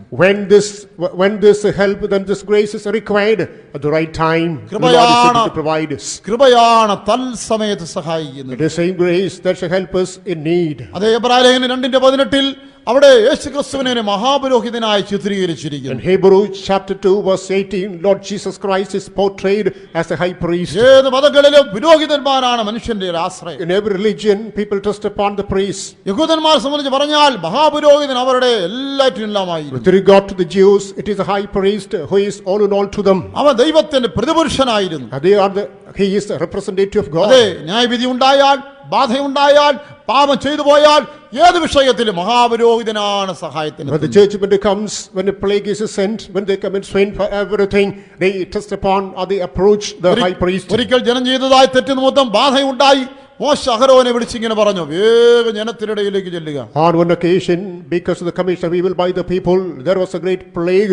The Lord told Moses, go nigh unto the people. മഹാപുരോഹിതനായ അഹരോൻ ധൂപകലശമെടുത്തുകൊണ്ട് ജനത്തിനിടയിലേക്ക് ചെന്ന് മരിച്ചവർക്ക് ജീവനിടയിൽ ഇടയ്ക്ക് നിന്ന് ധൂപം കാട്ടിയപ്പോൾ ബാധ അടങ്ങി. The high priest Aaron, he took the censer and he was the midst of the people and he offered the incense. Therefore, the plague that got quenched. അവിടെ ചെല്ലുന്നതിന് മുൻപ് അനേകം പേര് മരിച്ചുപോയിരുന്നു. Before reaching that place, many people died. എന്നാൽ ചെന്ന ശേഷം ആരും മരിച്ചില്ല. But after reaching, no one died. അഹരോൻ ചെല്ലാൻ അല്പം കൂടെ വൈകിയെന്ന് വരികിലോ എത്രയോ പേര് മരിക്കുമായിരുന്നു. Had Aaron delayed a little bit, many could have died. അവിടെ വായിക്കുന്നവൻ ജനത്തിനിടയിലേക്ക് ഓടി എന്നാണ് എഴുതിയിരിക്കുന്നത്. He rushed to the midst of the people. അതിനേക്കാൾ നമ്മുടെ യേശു എത്ര നല്ലവനാണ്. Jesus Christ is far greater than him. അവൻ അതിനേക്കാൾ എത്ര വേഗത്തിലാണ് നമ്മുടെ അടുക്കലേക്ക് വരുന്നത്. And faster than him, he comes unto us. അവിടെ എഴുതിയിരിക്കുന്നത് താൻ തന്നെ പരീക്ഷിതനായി കഷ്ടം അനുഭവിച്ചിരിക്കയാൽ പരീക്ഷിക്കപ്പെടുന്നവനെ സഹായിപ്പാൻ അവൻ ശക്തിമതിയായവനാണ്. It is written that as he underwent sufferings by means of temptations, he is ready to help the ones who undergo the same kinds of അവിടെ temptations. സഹായിക്കാൻ എന്നുള്ള വാക്ക് അത് ഗ്രീക്കിൽ 3 വാക്ക് ചേർത്ത് കരച്ചിൽ കേട്ട ഓടുക എന്ന അർത്ഥത്തിലാണ് It കൊടുത്തിരിക്കുന്നത്. is not simply the meaning of helping. Coming to Greek, 3 terms are used: hearing, the cry, and rushing. ഇവിടെ ഇത്ര അമ്മമാരിപ്പുണ്ടല്ലോ, ഒരു 10 കുട്ടികളായി പുറത്ത് കളിച്ചുകൊണ്ടിരിക്കുകയാണെന്ന് ഇരിക്കട്ടെ. Imagine that mothers are here, some 10 children are playing outside.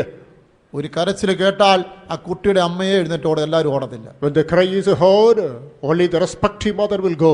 ഒരു കുട്ടി കരഞ്ഞു കേട്ടാൽ ഇവിടെ ഇരിക്കുന്ന അമ്മമാരെല്ലാം ഓടത്തില്ല. When the crying of a child is heard, all these mothers will not rush. കാരണം സ്വന്തം കുട്ടിയുടെ കരച്ചിൽ ശബ്ദം പെറ്റ അമ്മയ്ക്ക് തിരിച്ചറിയാം. Because the uterus mother can understand the weeping of the വേറെ ആരും child. ഓടുകയില്ല.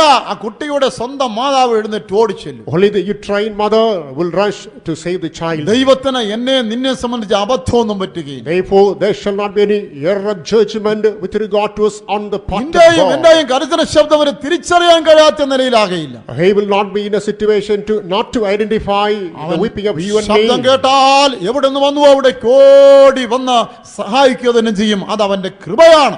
On hearing our wailing, he will come down and help us. That is his grace. ആ കൃപ, നമ്മളെ സഹായിക്കുന്ന കൃപ, തത്സമയം സഹായിക്കുന്ന കൃപ പ്രാപിപ്പാൻ നാം എപ്പോഴും കൃപാസനത്തോട് അടുത്ത് ചെന്നുകൊണ്ടേയിരിക്കുക. The same grace is able to help us in need of time, and therefore always we have to come closer to the throne of mercy. ഈ കൃപ നമ്മളെ ബലപ്പെടുത്തുന്ന കൃപയാണ്. Again, this grace is something that strengthens അത് us. പൗലോസാണ് നമ്മളെ പഠിപ്പിച്ചിരിക്കുന്നത്. Saint Paul has taught the same. 2 പത്രോസ് 12:9 വാക്യത്തിൽ 2 Peter, 2 Corinthians 12:9 2 Corinthians chapter 12 verse 9. അവിടെ ദൈവത്തോട് അവനൊരു ചോദ്യം ചോദിച്ചു. They are asking a question to the Lord.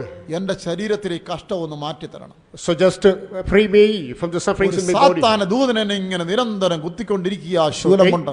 Angel, the devil is pricking me with his spear. എന്നാൽ ആ പ്രാർത്ഥനയ്ക്ക് അങ്ങനെ ഒരു മറുപടി കർത്താവ് കൊടുത്തില്ല. But the Lord did not extend a suitable reply to that prayer. അവൻ പ്രതീക്ഷിച്ച മറുപടി കിട്ടിയില്ലെങ്കിൽ ആവശ്യമായ മറുപടി കിട്ടി. Even though he did not get the expected reply, he got the reply to required. മറുപടി What was the reply? വായിക്കണം.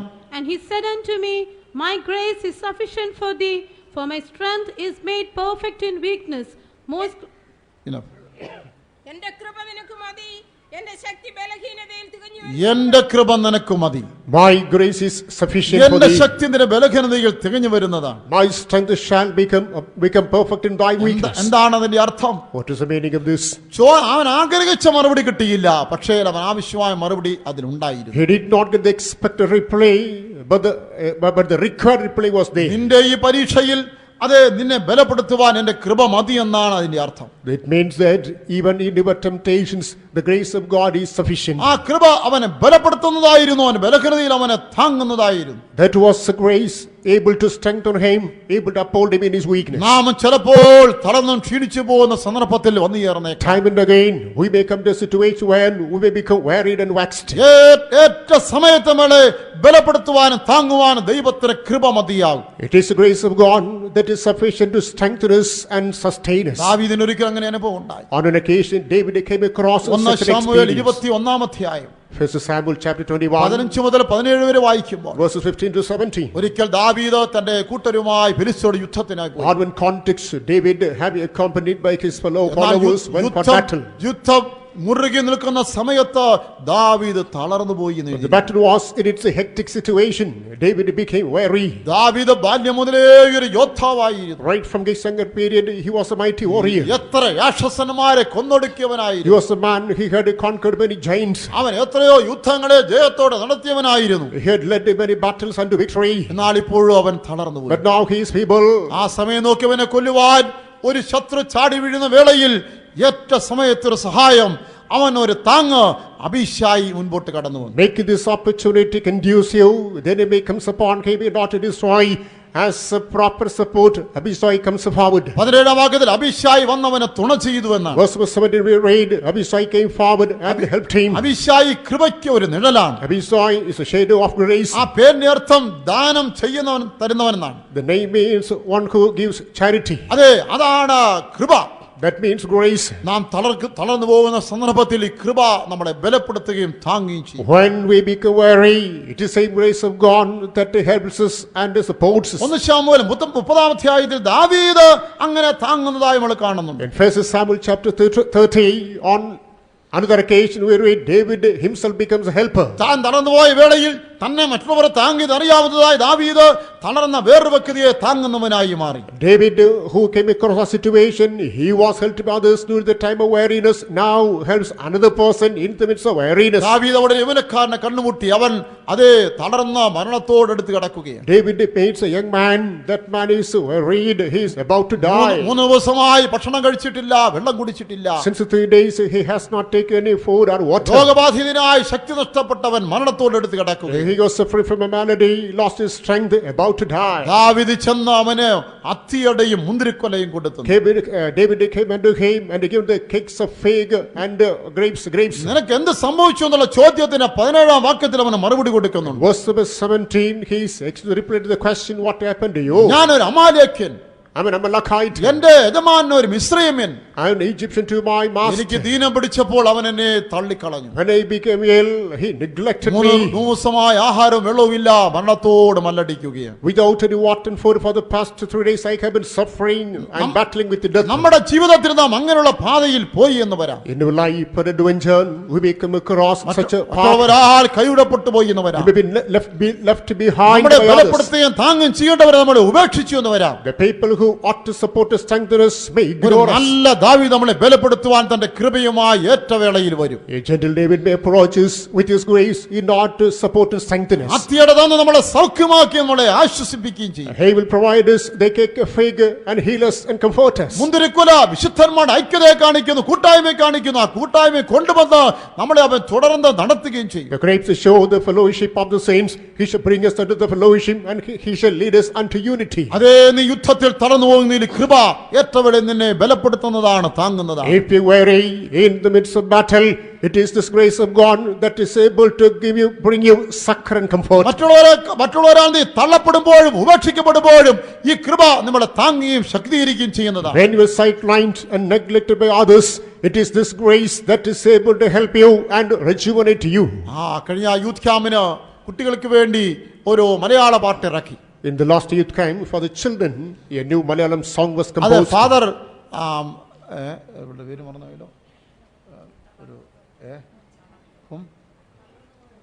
അല്ല ഒരു ഫാദറുണ്ട് ആ CSIയിൽ വന്നുപോയി. അദ്ദേഹത്തിൻ്റെ പാട്ട് മലയാളത്തിലാക്കി കുട്ടികൾക്ക് കൊടുത്തു.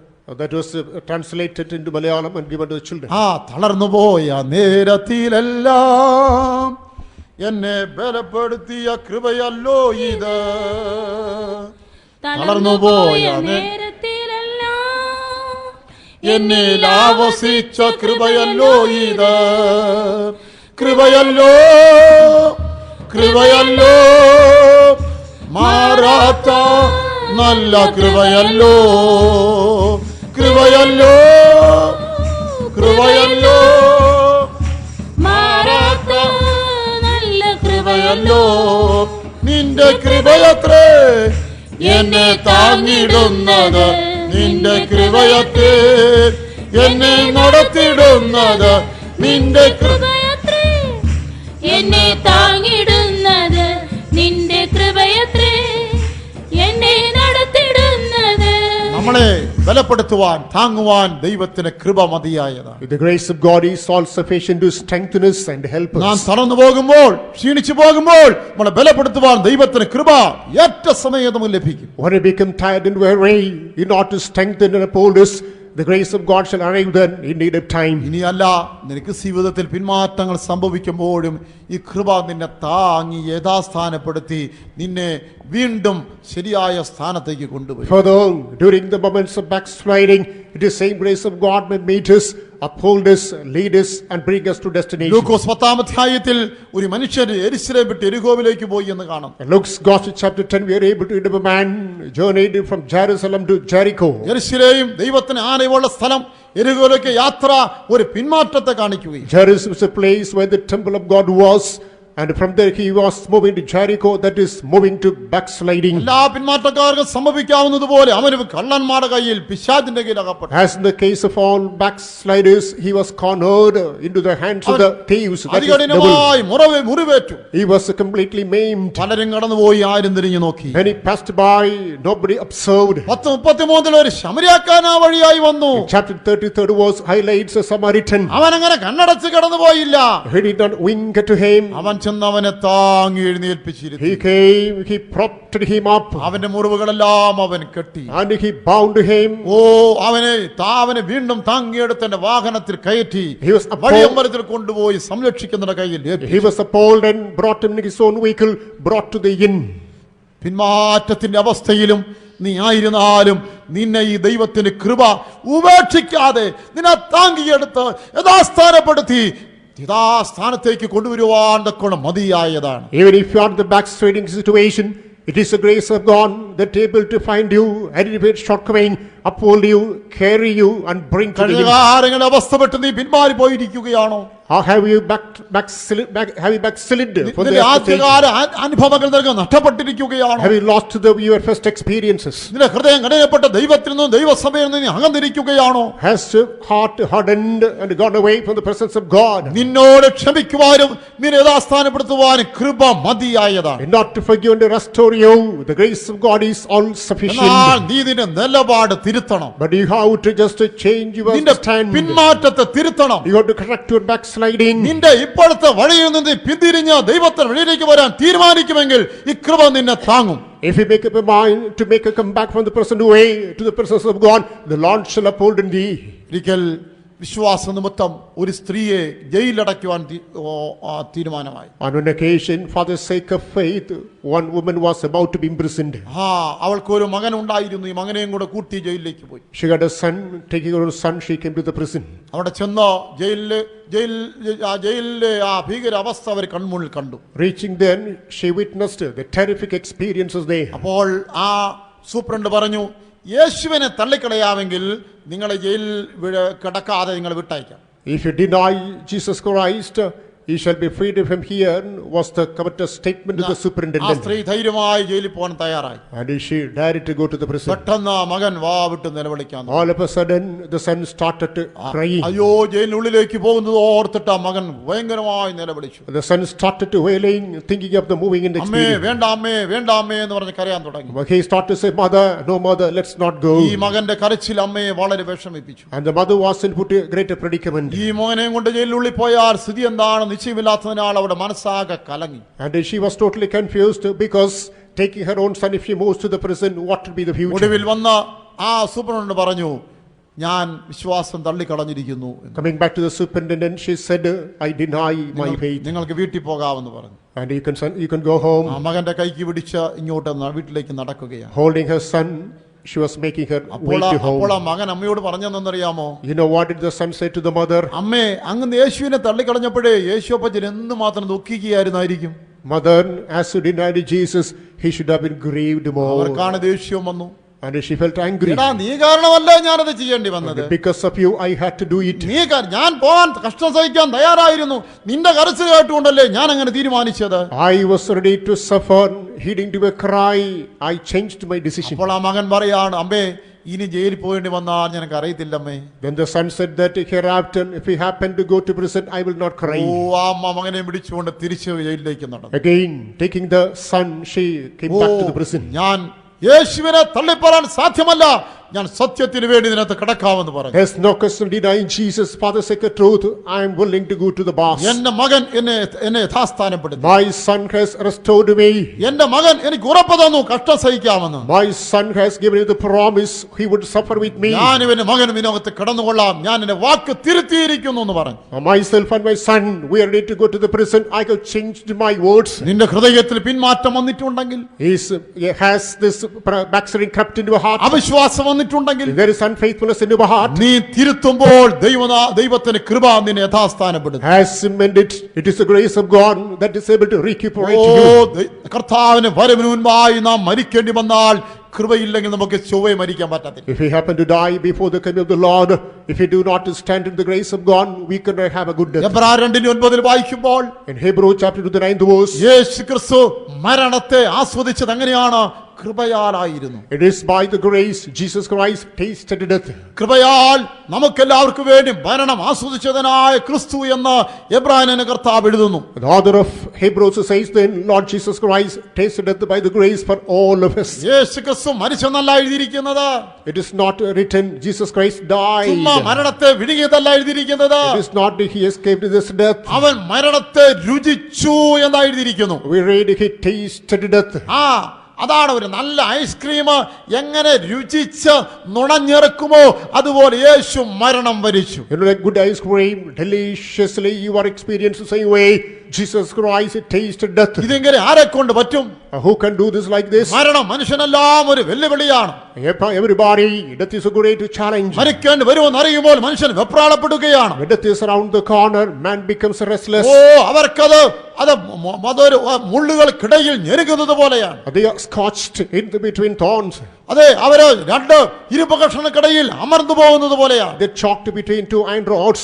അവർക്ക് മരണത്തിനായി ഏൽപ്പിച്ചു കൊടുക്കാൻ കഴിയുന്നില്ല. They are not prepared to commit themselves to മരണം death. ബലാത്കാരമായി പിടിച്ചുകൊണ്ട് പോകുകയാണ്. അവർ നിലവിളിച്ചുകൊണ്ടേ കടന്നു പോകുകയാണ്. Deliberately, death is holding them. They are crying and passing out. യേശുവോ നമുക്ക് വേണ്ടി സന്തോഷത്തോടെ മരിച്ചു. But with joy, Jesus Christ tasted death for us. അവൻ മരണത്തെ നമുക്ക് വേണ്ടി രുചിച്ചറിഞ്ഞു. And he tasted death for all of us. ഒരു വിശ്വാസി മരിക്കുമ്പോൾ മരണത്തെ രുചിച്ച് കടന്നു പോകണം. When a believer dies, he must taste death and pass away. അതെ, മരണസമയം ആയത് കഴിയുമ്പോൾ അവൻ മുഖം പ്രകാശിക്കണം. When we feel death is around the corner, our faces should shine. അവൻ അതെ ആത്മീയമായി അവൻ നല്ല ഒരുക്കം പ്രാപിക്കണം. Spiritually, he must be prepared. അതെ, അവനായിട്ട് ഒരുക്കിയിരിക്കുന്നതായ അവന്റെ അവകാശത്തെ അവൻ കണ്ടുകൊണ്ട് കാണണം. He must behold with his own eyes the inheritance that is prepared for him. അവനെ എതിരേൽക്കുവാൻ വരുന്നതായ ദൂതന്മാരെ അവൻ കാണണം. He must behold the angels who are coming to visit him. അവരെ സ്വീകരിപ്പാൻ നിൽക്കുന്നതായ യേശുക്രിസ്തുവിനെ അവൻ കാണണം. He must witness Lord Jesus Christ who is waiting and watching to receive അനേക him. ദൈവമക്കളുടെ പ്രാർത്ഥനാ ശബ്ദത്തിന് മധ്യേ അവൻ സന്തോഷത്തോടെ കർത്താവിനോട് ചേർന്ന് മരണത്തെ രുചിച്ചറിയണം. In the midst of the voice of prayer of many saints, he must taste this death. കൃപയില്ലാത്ത മനുഷ്യർക്ക് ഇത് സാധ്യമല്ല. People without grace cannot come across ഈ this ലോകം experience. വിട്ടപ്പോൾ കടന്നു പോകുന്ന നമുക്കറിയാൻ വയ്യാത്തത് കൊണ്ട് മരണത്തെ രുചിക്കുവാനുള്ള കൃപയ്ക്ക് വേണ്ടി നമുക്ക് ദൈവത്തോട് അപേക്ഷിക്കാം. As we do not know the moment of our departure from this world, let us make a supplication to the Lord for the sufficient grace to face death. കൃപയില്ലെന്ന് വരികിൽ മരണം നമുക്ക് ജീവിതത്തിൽ ഏറ്റവും വലിയ വെല്ലുവിളിയും ആയിട്ട് കാണപ്പെടും. If we do not possess the required grace, this death will become the highest challenge in our life. എന്നാൽ കൃപയുണ്ടെങ്കിലോ മരണം നാം തിന്നിച്ചുള്ള പലഹാരങ്ങളിൽ ഏറ്റവും രുചികരമായ പലഹാരം പോലെയായി നമുക്ക് But if കാണപ്പെടും. we are preserved in the midst of grace, of all the confectionery items we have tasted, this is supposed to be the most delicious one. കൃപയില്ലെങ്കിൽ മരണവേളയിലെ കാഴ്ച അതിഘോരമായ ഭയങ്കരത്വം നിറഞ്ഞതായ കാഴ്ചയായിരിക്കും. If we are not preserved in the midst of grace, when we are about to die, all the visions we have will be nightmarish and horrendous. എന്നാൽ കൃപയുണ്ടെങ്കിലോ ഈ ലോകത്തിൽ നാം കണ്ടിട്ടുള്ള ഏറ്റവും വിശേഷിക്കപ്പെട്ട ഏറ്റവും ആനന്ദകരമായ നമ്മുടെ ഹൃദയവും മനസ്സും നമ്മളെ തന്നെ മറന്നു പോകത്തക്കനുള്ള ഒരു വിശേഷ സ്വർഗീയ കാഴ്ചയായിരിക്കും. But if we are encompassed in the midst of this grace of God, when we are about to die, all the visions and the scenes we have, thus be the most glorious, most spectacular and most fascinating one. മരണവേളയിൽ വരുമ്പോൾ നീ ഈ ലോകത്തിൽ ഒരു ice cream പാർലറിലേക്ക് കയറി ഏറ്റവും നല്ല ice cream order ചെയ്ത് സന്തോഷത്തോടെ നുണഞ്ഞിറക്കുന്നത് പോലെ നീ മരണത്തെ സ്വീകരിച്ച കർത്താവിന് മാറോട് ചേരും. When you are about to die, you will have the experience as if you are visiting an ice cream parlor and you are thereby nibbling the most delicious ice cream. Accordingly, you will taste this death and pass away. കർത്താവിന് എടുക്കപ്പെട്ട മണവാട്ടിയായി മുൻപാകെ നിൽക്കണമെങ്കിലും നമുക്ക് കൃപ ആവശ്യം. In order to be taken up with the communion of the Lord and to be seen as a bride before Lord Jesus Christ, we need to have the same grace. വെളിപ്പാട് 19:7-8 വായിക്കുമ്പോൾ Book of Revelation chapter 19 verses 7 and 8. നാം സന്തോഷം ഉല്ലസിച്ച് മഹത്വം കൊടുക്കുക, കുഞ്ഞാടിന് കല്യാണം വന്നിരിക്കുന്നു. Let us glad rejoice and give honor to the Lord, for the marriage of the Lamb is come. കുഞ്ഞാടിന്റെ മണവാട്ടിയായ സഭ വിശുദ്ധന്മാരിതാ വന്നു ചേർന്നിരിക്കുന്നു. The church, the saints, that is the bride of Jesus Christ, for them the marriage is there. അവരെ കുറിച്ച് 8-ാം വാക്യം എന്താണ് കാണുന്നത്? Coming to the 8th verse. അവർക്ക് ശുദ്ധവും ശുഭ്രവുമായ വിശേഷവസ്ത്രം ധരിപ്പാൻ കൃപ ലഭിച്ചിരിക്കുന്നു. It is given unto them to put on the holy and fine linen. അതാണ് സഭയുടെ മണവാട്ടി വസ്ത്രം. That is a garment of the bride. അത് ധരിച്ചു വേണം മണവാന് മുൻപാകെ പോയി നിൽക്കുവാൻ. Having clad the same only, we must be before the bridegroom.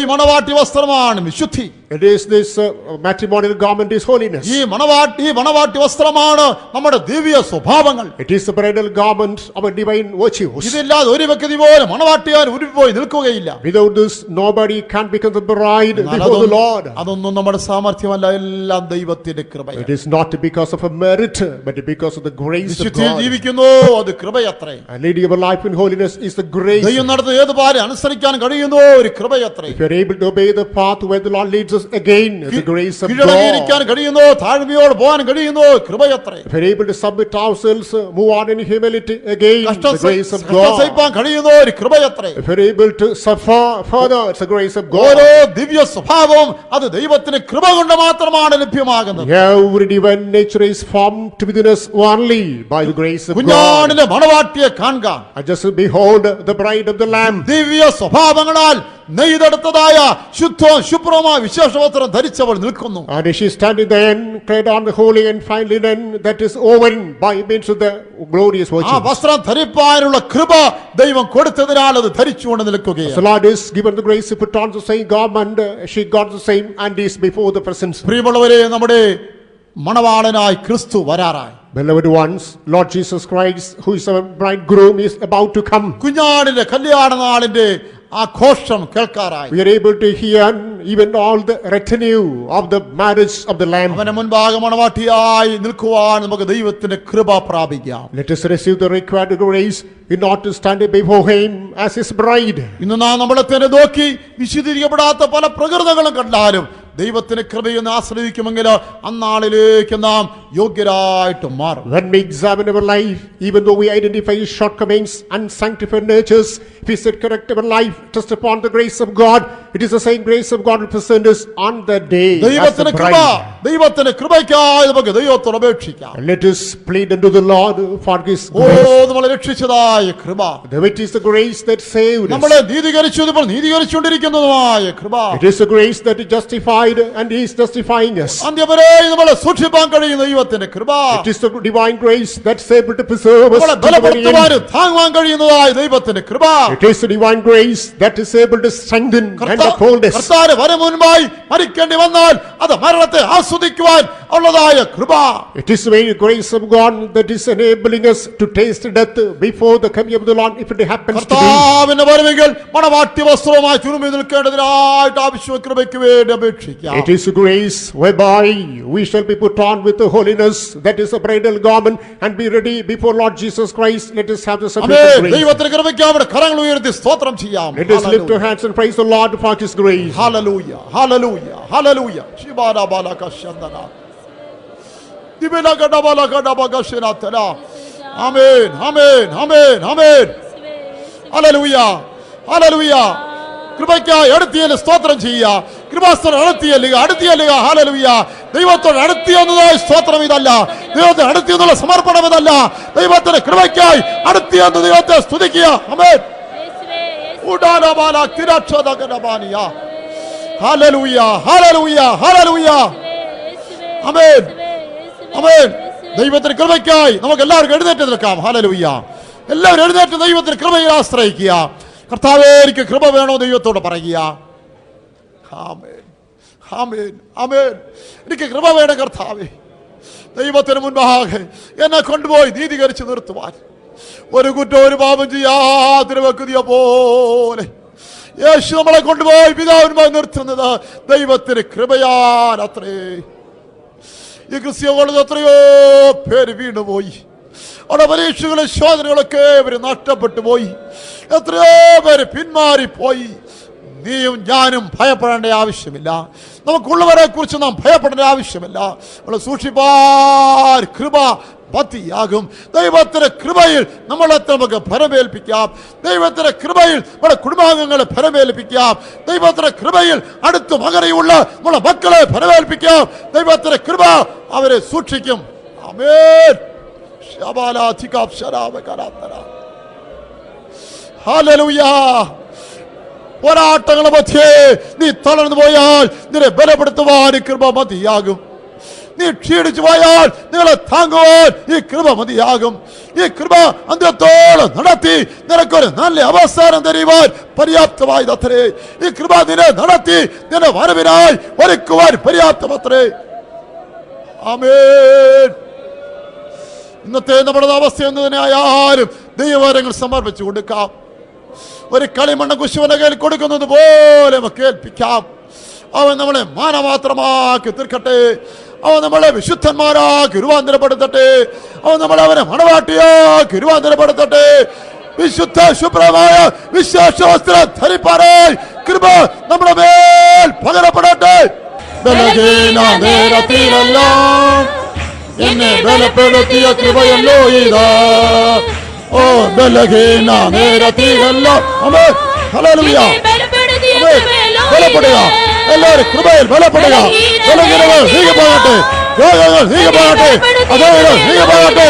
പിന്മാറ്റം ഓടിപ്പോകട്ടെ. Hallelujah.